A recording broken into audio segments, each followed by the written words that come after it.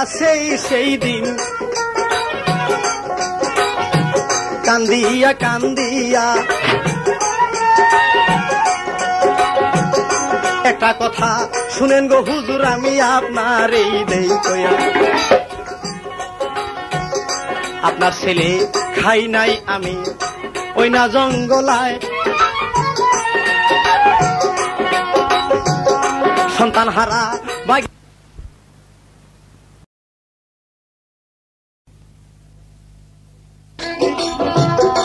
আপনার ছেলে খাই নাই হুজুর,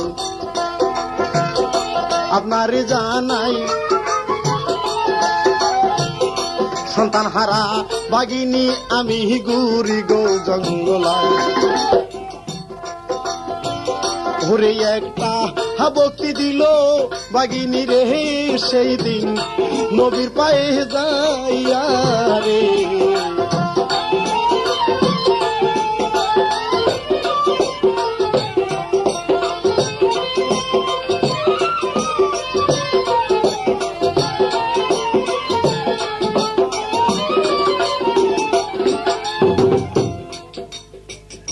নবীর কাছে বলতেছে বাগিনী, হে হুজুর, আমি তো সন্তান হারা বাগিনী, আমি আপনার ছেলেকে ধরে খাই নাই ওই জঙ্গলায়, আপনি আমাকে মাফ করে দেন। নবী কথা বুঝতে পারলো, বুঝা বাগিনীকে ছেড়ে দিল, নবীকে সালাম করে বাগিনী জঙ্গলার দিকে রওনা দিল, জঙ্গলায় চলে গেল। ইসুফের মা জননী দু চোখের পানিতে বুক ভাসিয়ে দিতেছে যে আমার ইসুফকে তোমরা এনে দেখাও, এক নজর আমি দেখতে চাই। এদিকে ইসুফকে কূপে ফেলে দিচ্ছে, আল্লাহ একটা তথ্য দিয়েছে, সে তথ্যের উপরে বসে আছে ইসুফ, বসে বসে যার যার হয়ে কাঁদতেছে, হে মাবুদ, হে আল্লাহ, কি পাপ আমি করেছি যে আমাকে এই শাস্তি তুমি দিতেছ?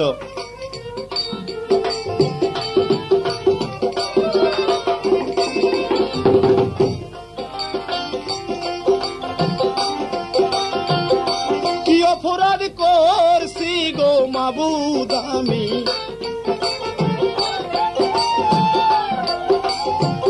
আপনার যাই কইয়া, কেন এত শাস্তি আমার এই দুনিয়ায় থাকিয়া?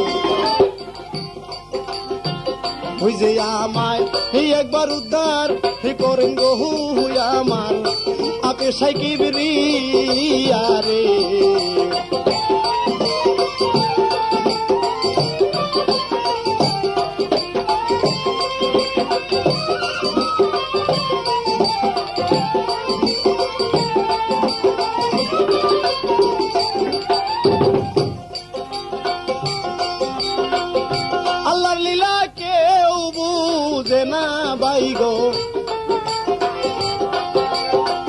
সবাতে দেই কইয়া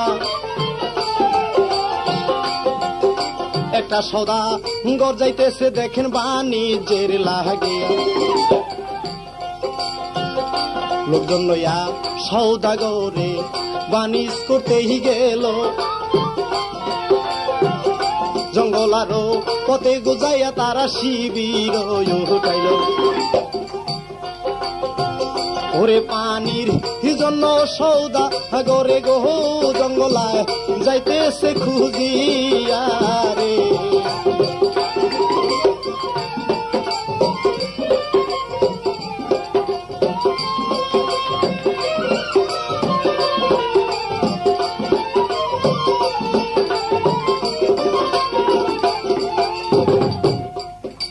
একটা সওদাগর বাণিজ্য করার জন্য রওনা দিয়েছে, জঙ্গলের রাস্তায় যাইতেছে, জঙ্গলের ভিতরে যে একটা শিবির করলো, মনে মনে চিন্তা করলো, উদ্যম বাস আমাদের নিজেদেরও পানির প্রয়োজন, এখানে তোমরা শিবির করো, আর এই জঙ্গলের ভিতরে দেখো যে কোথাও পানি পাওয়া যায় কিনা। জঙ্গলের ভিতরে খোঁজাখুঁজি শুরু করলো যে কোথায় কূপ আছে কিনা, কোথাও পানি পাওয়া যায় কিনা। এই অবস্থায় খোঁজাখুঁজি করতেছে, কিন্তু কোথাও কূপ দেখা যায় না, পানিও সংগ্রহ করতে পারতেছে না। খোঁজাখুঁজি করার পরে হঠাৎ করে দেখলো একটা অন্ধকূপ, চারিদিক দিয়ে জঙ্গল, কূপের ভিতরে কিছু দেখা যায় না। অনুমান করলো যে কূপের ভিতরে কি পানি আছে কিনা, না কে জানে। সওদাগরের কাছে বলতেছে, হুজুর, একটা অন্ধকূপ দেখলাম, চারিদিক দিয়ে জঙ্গল, কিন্তু পানি আছে কিনা তা জানি না। সওদাগর বলতেছে, যাও তোমরা তল্লাশি করে দেখো তো পানি পাওয়া যায় কিনা।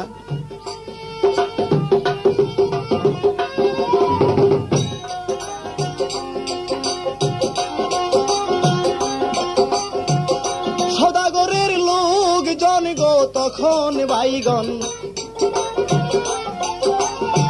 যাইতেছে চলিয়া, অন্ধকূপের কাছে সবাই পৌঁছিল রে যায়া। পানি তাদের নিতে হবে সবাতে জানাই, জঙ্গলগুলি আগে গো তারা সাব কইরা লইল রে ভাই। ওই যে বালতি ইতে রসিলা আগাইয়া রে কূপে দিতেছে না মাইয়া রে।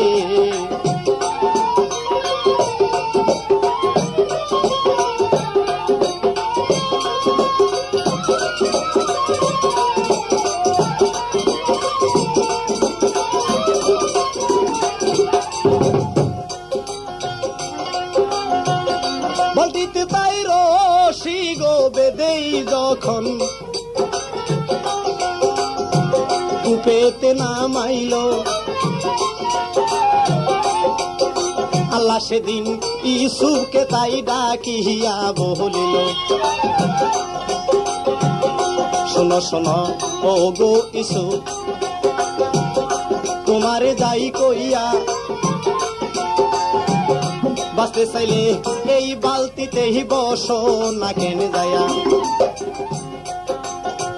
ওই যে আল্লাহ আরো ফেরেশতায় সেদিন রে হাতের বন্ধন দে খুলিয়া রে।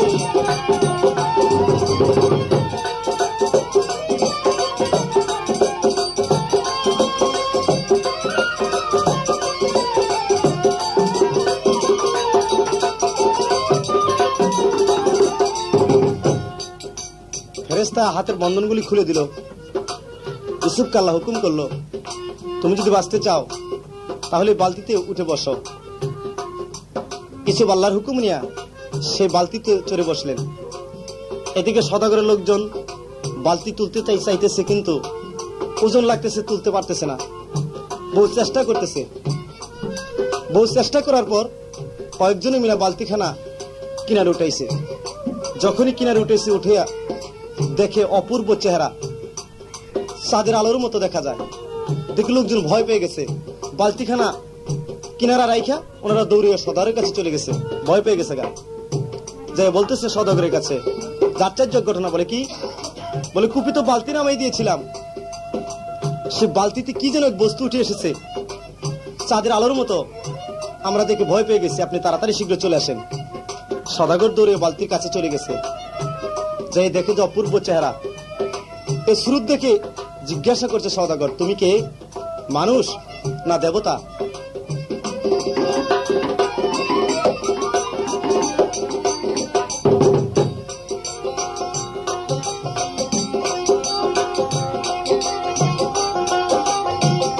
ইউসুফ তাই বলিতে সেই তখন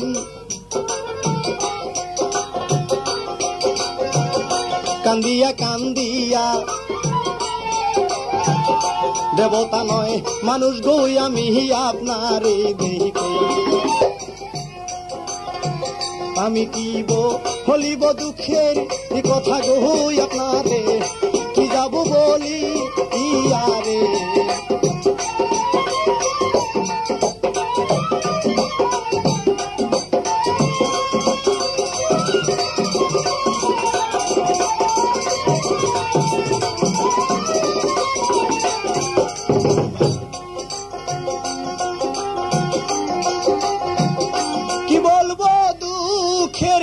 কথায় আমি বলতেই পারি না, এ জগতে কেউ আমার নাই দেই আপনা। আমার ভাইয়েরা হইয়াছে শত্রু, আপনাদের যাই কইয়া হাতে পায়ে বেদেই কূপে দিয়া সেরেই ফেলিয়া। ওই যে আল্লাহ মোরে বাসা আইল রে আপনাদের উসিলা করিয়া রে।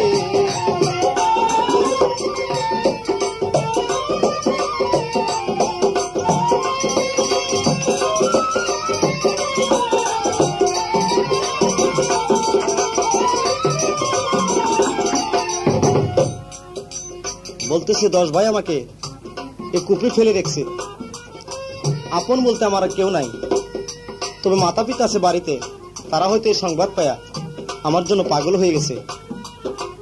তবে আল্লাহ আমাকে বাঁচালে আপনাদের উসিলা করে, দয়া করে আপনারা যে আমাকে তুললেন কূপ হইতে, এতেই যথেষ্ট।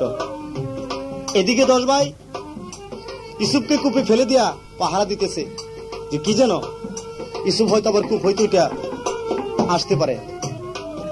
যখন সওদাগরের লোকজন ইউসুফকে তুলছে, দৌড়িয়ে 10 ভাই গেছে সওদাগরের কাছে। কেন একে কূপি থেকে তোলা হইল? বলতেছে আমরা বালতি নামাই দিয়েছিলাম, এই বালতিতে উনি উঠে আসছেন। উনি 10 ভাই বলতেছে উনি আমাদের গোলাম, আমাদের সাথে বেয়াদবি করছে, তাই আমরা কূপে ফেলে রাখছি। কিন্তু সওদাগর বুঝতে পারতেছে ব্যাপারটা, বলতেছে ঠিক আছে, আপনাদের গোলাম যখন, আপনাদেরকে টাকা দিয়ে গোলামটা আমার কাছে বিক্রি করেন। 10 ভাই শুনে খুশি, বিক্রি করে দেয়। ইউসুফ আর এই দেশে আসতে পারবো না। টাকার বিনিময় ইউসুফকে বিক্রি করলো সেই সওদাগরের কাছে।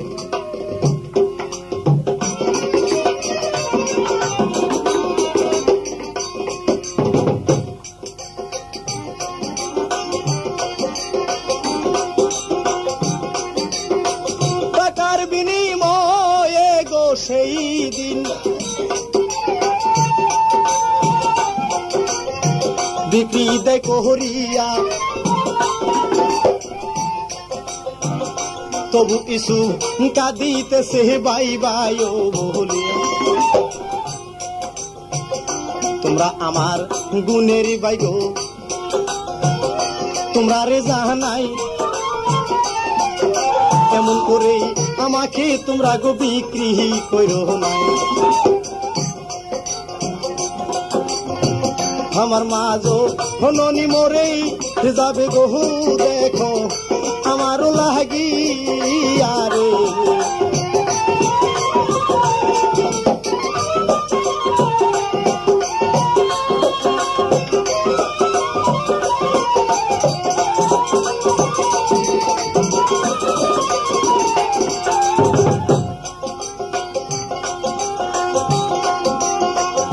সওদাগরে কিনে গো নিল সেই দিন, শোনেন মনরে দিয়া। 10 ভাইয়ে হইল খুশি, দেখেন গো টাকা পাইয়া। সওদাগরে ইউসুফকে তাই সেদিন লইয়ারে গেল, গোসলক হরাইয়া তারে কাপড় পহরাইল। ওই যে ইউসুফের রূপে সওদাগর রে সেদিন গেল পাগল হইয়া রে।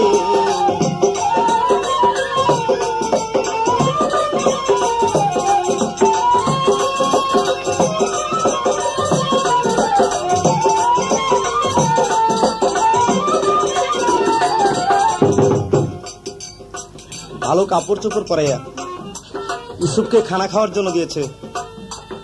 ইউসুফের 2 চোখের পানিতে বুক বাইসে যাইতেছে, কারণ মাজননী আছে আসার পথে চেয়া, না যেন মাজননী পাগল হয়ে গেছে, খানা খায় না। সওদাগর বলতেছে তুমি খানা খাও, তোমাকে তোমার মায়ের কাছে আমি অবশ্যই নিয়ে যাব। একথা বলে ইউসুফকে খানা খাওয়াইলো। ভালো কাপড় চোপড় পরে দেখে যে ইউসুফের মতো রূপ এই পৃথিবীতে আর কারো নাই। সওদাগর লোকজনকে হুকুম দিতেছে, দেখো আমি বাণিজ্য করার জন্য রওনা দিয়েছিলাম, আর আমার বাণিজ্য করার জন্য কোনো প্রয়োজন নাই, আমি দেশে ফিরে যাব। আমি যে বাণিজ্য করেছি এর উপরে আর এবারকার বছর আমার কোনো বাণিজ্য নাই, তাই আমি আর এই দেশে থাকবো না, চলো দেশে ফিরে যাব।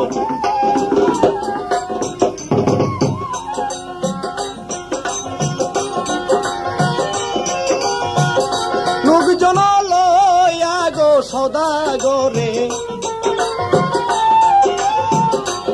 মন্দির ভাঙ্গিয়া কেন শহরে সেদিন গেল যে চলিয়া ইসুক গেল হইয়া সদাগর কেন শহরে গেল নারী পুরুষ সবাই ইসুবের রূপের এই পাগল হইল ওই যে ইসুবের রূপে সবাই গহু দেখেন গেছে পাগল হইয়া রে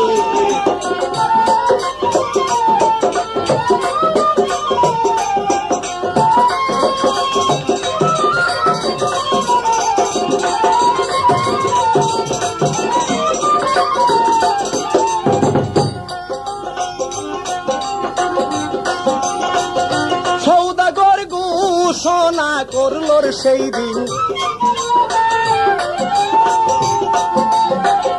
শুনেন মনরে দিয়া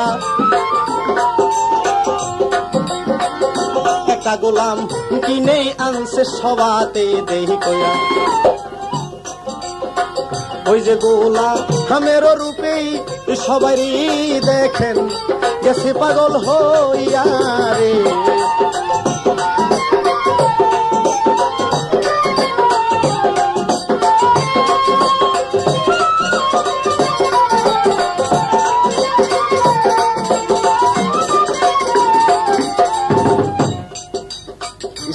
যখন ক্যানন শহরে পৌঁছিল নারী পুরুষ সবাই ইসুফের রূপে পাগল এমন অপরূপ আর কোনদিন তারা দেখেন নাই তাই সবাই পাগল হয়ে গেছে ক্যানন শহরে যে বাদশা ছিল উনি জানতে পারলেন যে সওদাগর একটা গোলাম নিয়ে এসেছে এই গোলামের রূপে সবাই মুগ্ধ এবং সবাই পাগল এই গোলামের রূপের তুলনা নাই বাদশা মনে মনে চিন্তা করলো আমিরকে হুকুম করলো যাও তো সে গোলামটা দেখে আসো আর শুনে আসো গোলামটা বিক্রি করবে কিনা যদি বিক্রি করে তাহলে কিনা আমি আনবো আমির যে চলে গেল সেই সওদাগরের বাড়িতে আমির ইসুফকে দেখে ইসুফের রূপে সেও পাগল হয়ে গেল এই অবস্থায় কিছুদিন যাওয়ার পরে সওদাগর মনে মনে চিন্তা করলো এই গোলামটা যদি আমি বিক্রি করি তাহলে আমি অনেক লাভ করতে পারবো আমার তো বাণিজ্য করার উদ্দেশ্য তাই শহরে শহরে ডোল পিটিয়ে দেওয়া শুরু করলো যে আমি যে গোলাম আনছি এই গোলামটা আমি বিক্রি করব এই ঘোষণা শুনে দেশ বিদেশি বাদশা রাজা যারা ছিল সবাই শুনলো যে সেই গোলাম বিক্রি করবে যে গোলামের রূপে সবাই পাগল সবাই গোলাম কেনার জন্য আগ্রহী সবাই টাকা পয়সা নিয়ে রওনা দিল গোলাম কিনে আনবেই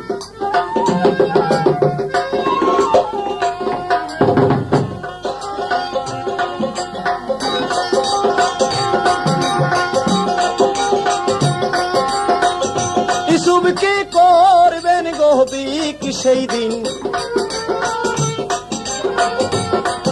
ঘোষণা দে করিয়া রাজা বাদশা আসলো চলে আমি সবাতেই যাই কইয়া কত রাজা বাদশায় আসলো ও সেদিন রে গোলামরা কিনিবার লাগিয়া রে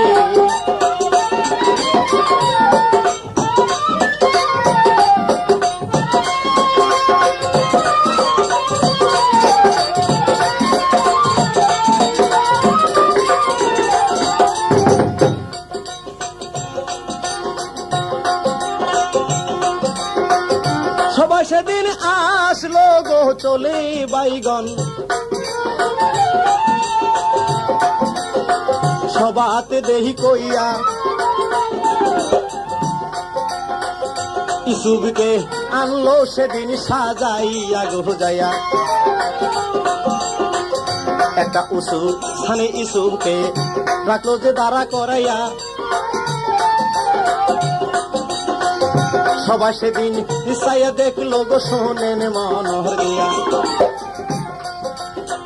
ঘুরে সবার যত লোকজন ছিল রে তারা গেল পাগল হইয়া রে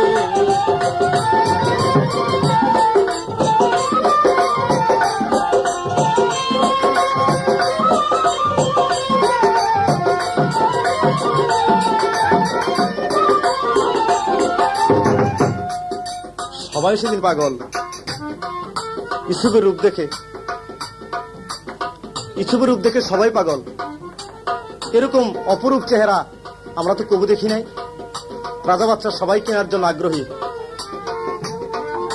কেনন শহরে বাদশা উনি লোক পাঠিয়ে দিয়েছে, যত টাকা লাগে এ গোলাম কিন্তু আমার কিনে আনতে চাই। ইউসুফকে আল্লাহ কানে কানে বলে দিল জিব্রাইলের মারফত যে তুমি কেনন শহরের যে বাদশা, এ বাদশা একটা বাটি পাঠিয়ে দিব রুমালে ঢাইকা, এর ভিতরে যা মালবস্তু আছে এ মালবস্তু সওদাগর কিনিয়া তুমি তার কাছে বিক্রি হয়ে যাও। এই যে মালবস্তু আছে এ মাল সওদাগরের জীবনও আর ফুরাবে না, তাই তুমি কেনন শহরের বাদশার কাছে বিক্রি হয়ে যাও। ইউসুফ সওদাগরকে বলতেছে, সওদাগর যত রাজা বাদশা এসেছে আপনাকে একটা কথা আমি বলি। বলে কি? যে কেনন শহরের যে বাদশা উনি একটা বাটিতে রুমাল দিয়ে ঢাইকা একটা বস্তু পাঠিয়ে দিয়েছে, এই বস্তুটা রাইখা আমাকে সে বাদশার কাছে বিক্রি করে দেন, আপনি লাভবান হইতে পারবেন।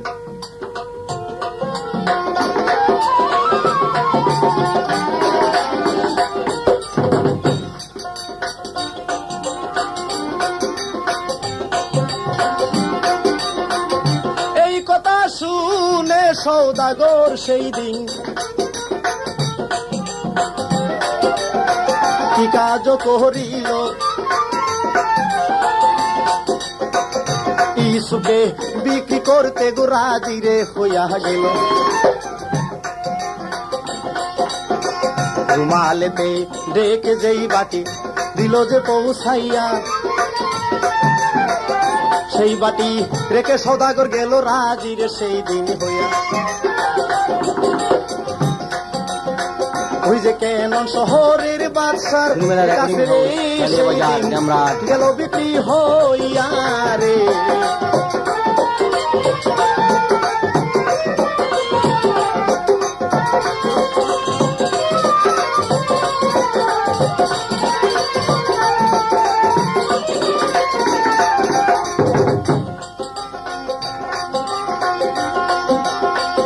কেনন শহরের বাদশাহ গো সেই দিন কিনা লইয়ারে গেল, কত আদর করে বাচ্চা তারে ঘরে গো তুলে নিল। আল্লাহর নবী ইউসুফ ছিল সবাতে দেহি কইয়া, কেমন শহর দন্য হইল ইউসুফের পরশ পায়া। ওরে সব দিকে উন্নতি হইল রে, আমি সবাতে যাই কইয়া রে।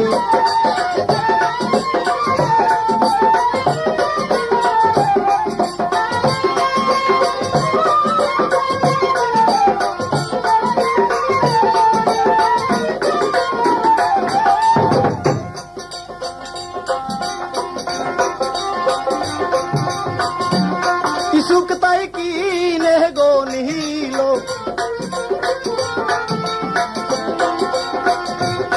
সবাতেই জানাই সেই রাজ্যের হইল উন্নতি গো শুনেন প্রাণের ভাই। ওরে তপ্তেতে বাদশাহী করে রে বাদশাহ,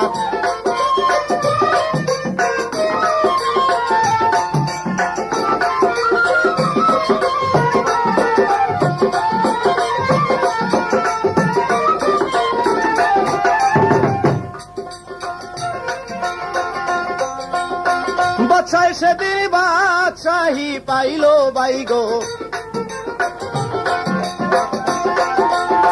শুনেন মনরে দিয়া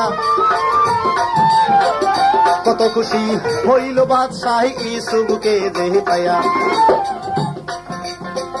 যে কেমন শহরের বাদশাহী সেদিন রে ইউসুফকে দান গেল করিয়া রে।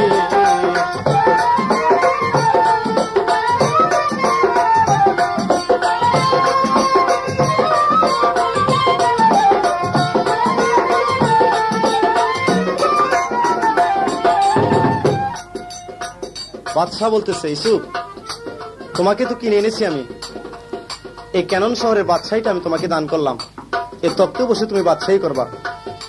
আমার সময় শেষ হয়ে আসছে, আমি হয়তো আর বাঁচব না। ইউসুফকে সে বাদশাহী দান করলেন। কিছুদিন যাওয়ার পরে বাদশাহ মরে গেল। সমস্ত বাদশাহীর দায়িত্ব পাইল ইউসুফ। ইউসুফ সেই ক্যানন শহরে বাদশাহী করা শুরু করলো। ক্যানন শহরে সব দিক দিয়ে আয় উন্নতি হওয়া শুরু হইল। প্রজারা সবাই ইউসুফের প্রতি খুশি। ইউসুফের কাছে যে যায় তার রূপে মগ্ন হয়ে যায় সবাই। এই অবস্থায় কিছুদিন বাদশাহী করার পরে ওর যে মাতা পিতার দেশ, সেই দেশে একটা আকাল পড়লো, অভাব পড়লো। ইউসুফের রাজ্যে চলে গেল তারা ধান কেনার জন্য। এই যে 10 ভাই যারা কুপি ফেলেছিল, এই 10 ভাই মিলে সেই ক্যানন শহরে চলে গেল ধানের জন্য, খাদ্যের জন্য।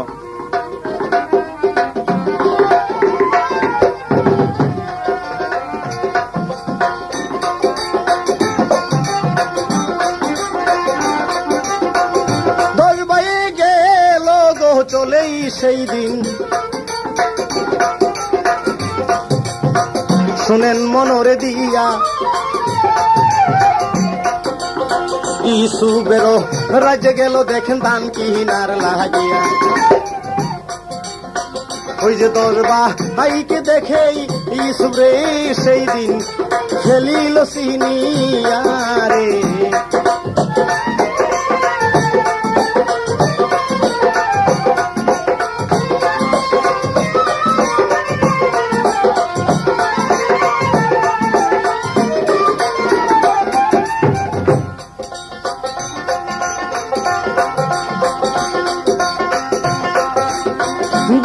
সেদিন চিনল গো ইসুফ বাইগন, শুনেন মনর দিয়া। 10 ভাইকে দেখে রে ইসুফ তখন কানছে রে জার জার হইয়া। 10 ভাই তখন চিনা নাই ইসুফে, সবাতে যাহা নাই কত বড় হইয়াছে ইসুফ ভাইরে পাইয়াছে বাদশাহে। ওই যে বেশি করে খাদ্য দিল রে সেই দিন নেন মন দিয়া রে।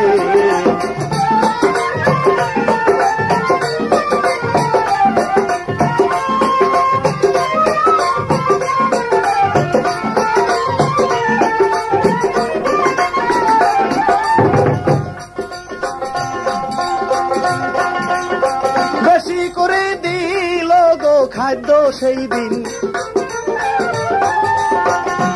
ওই যে 10 ভাই এ যায় লইয়া,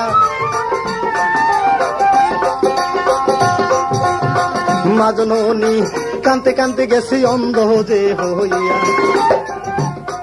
ওই যে ইসুফ বেরোয় আসায় মায়ে গো দেখেন গেছে অন্ধ হইয়া রে।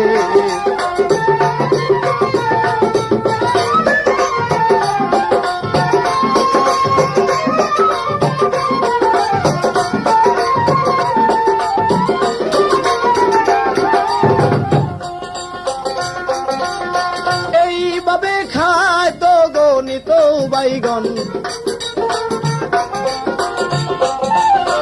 শুনেন মনরে দিয়া, একদিন 10 বাইয়ে গেছে খাদ্যের লাগিয়া। ভালো করে খানা খাওয়াইয়া বলিতে লাগিল,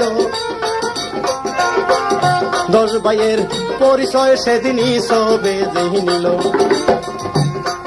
ওরে মাতা পিতা সংবাদ লইল রে ইসুফ সেদিন জানিয়া রে।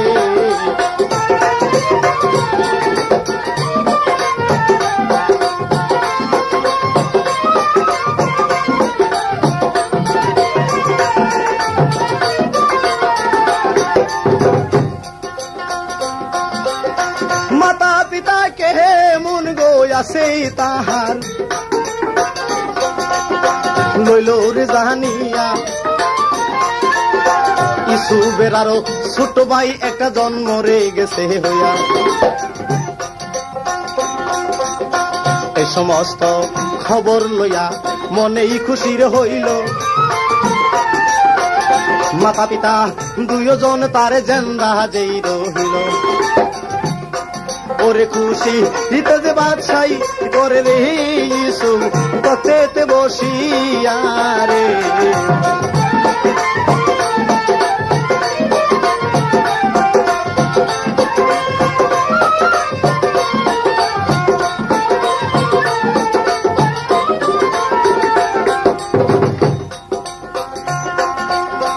এ পর্যন্ত ইউসুফের জীবনী ভাই গেল যে ফুরাইয়া সম্মুখেতে প্রেমের কাহিনী গেছে ভাই গহরয়া ওই যে ইউসুফ আর জুলেখার প্রেম গহ বাইগন সবাতে দেই কহইয়া রে